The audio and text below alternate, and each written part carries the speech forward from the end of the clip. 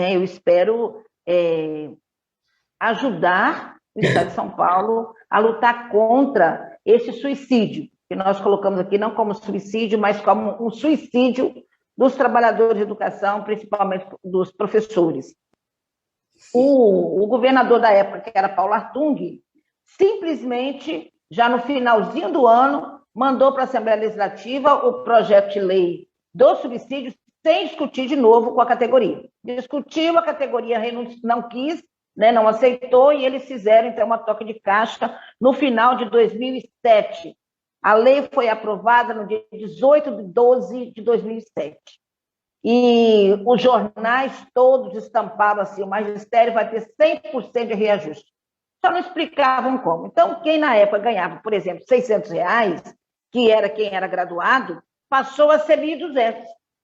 Só que não dizia como. Essa lei, que é a Lei 428 de 2007, ela instituiu o subsídio, né, esse novo modelo remuneratório, mas ele não era obrigatório, era opcional. A pessoa poderia fazer a opção. Mas a propaganda foi tão grande, a divulgação foi tão grande, e quem tinha um salário tão miserável via uma possibilidade de ter uma melhora. Então, por mais que a gente dizia para as pessoas não vão porque é um suicídio, muitas pessoas foram, sabe? É muito triste para nós. Então, a lei tem alguns pontos que foi a pegadinha e que as pessoas só viram o cifrão, só viram o valor que ia ter na carreira. Então, teve pessoas que, por causa de R$100 da época, aderiram, né, a esse novo modelo remuneratório.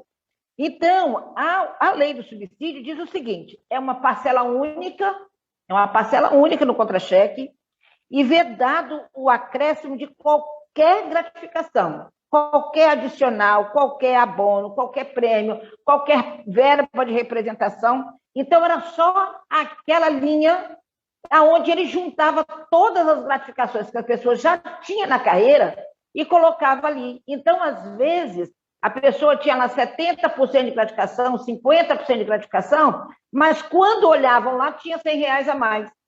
E não tinha esperança de ser aprovado o piso nacional.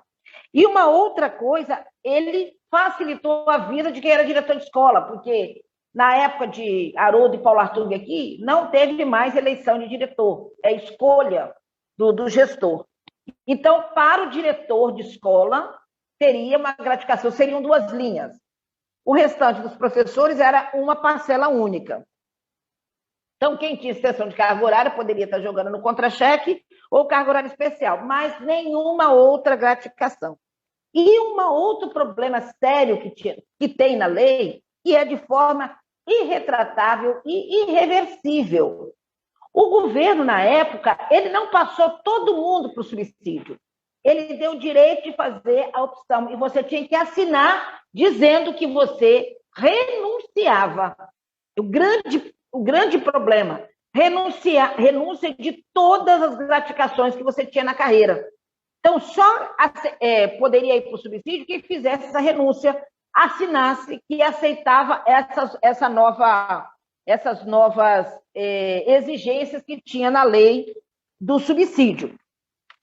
Mas a gente, infelizmente, o magistério, às vezes, eles, assim, por causa de algum valor a mais na carreira, ele não pensa no futuro. Então, o que acontece? Muita gente foi para o subsídio, nós fizemos um trabalho de ir em todas as escolas do Estado, juntamente com um advogado do sindicato, fizemos um jornal dizendo que era para as pessoas não optarem, que era um suicídio, que as pessoas mais na frente iam ver a situação que aconteceu, que as pessoas iam se arrepender, e se tivesse arrependimento não poderia voltar. Infelizmente, muitas pessoas foram. Uma outra coisa, a partir da Lei 428, ninguém mais entra no Estado por concurso público ou designado temporário no modelo remuneratório e vencimento.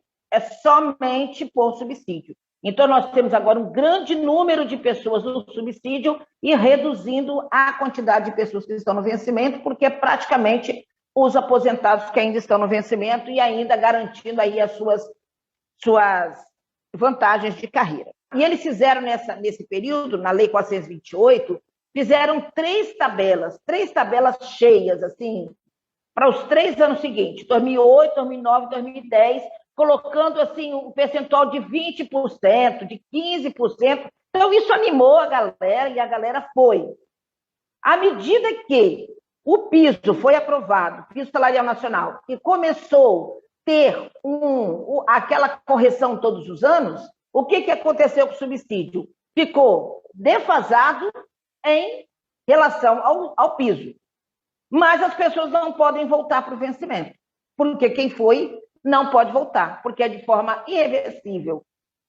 E a gente tem recebido pessoas no sindicato chorando, querendo voltar e não tem jeito, principalmente aposentados. Então, a nossa luta agora pelos 33%, que eles só complementam. Então, passando a complementação, o vencimento dá mais um salto em relação ao subsídio. Então, o que a gente tem que colocar para vocês? Qual é a nossa experiência? Que experiência terrível, porque não tem como voltar atrás. O subsídio está aí. Quem entra no Estado já entra com essa situação do subsídio, não tem nenhum direito na carreira. É muito triste que a gente não consegue reunir a categoria para uma ação conjunta, porque nós temos um grupo grande que está na escola, que poderia fazer uma greve, poderia fazer uma paralisação, estão todos no subsídio e teve 2 reajustes. Teve o reajuste o ano passado, em setembro, e agora mais 6%. E quem está no vencimento, que é 99,9% de aposentados e pensionistas, você não tem como fazer o movimento, principalmente o movimento de rua, por causa da questão da pandemia. Então, aqui está muito difícil a situação. A gente tem conversado com as pessoas dos outros estados, né, e agradecemos a oportunidade aí de estar falando com vocês de São Paulo, que não é uma boa o subsídio, não é. Divide a categoria, achata os salários, não tem nenhuma valorização, porque a pessoa trabalha, mas não tem nenhuma vantagem de carreira. Você entra, do mesmo jeito que você entra e você sai, você não acumula vantagens nenhuma adicional, entendeu? E uma outra coisa que está ainda com perigo nessa lei, diz até que as verbas indenizatórias a pessoa tem que abrir mão. Na época, nós orientamos as pessoas, você pode abrir mão até dos seus precatórios. Por enquanto, eles estão pagando, mas qualquer governo que vier pode suspender o pagamento de precatório para as pessoas que foram para o subsídio, porque é uma verba indenizatória. Para nós aqui, o subsídio foi um suicídio.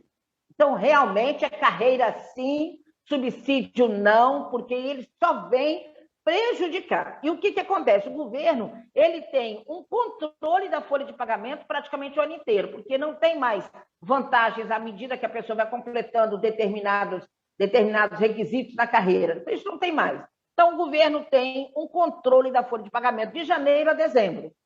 Né? Então, e é uma das questões que os governantes querem fazer, né? Saber qual é a folha de pagamento do começo ao final do ano.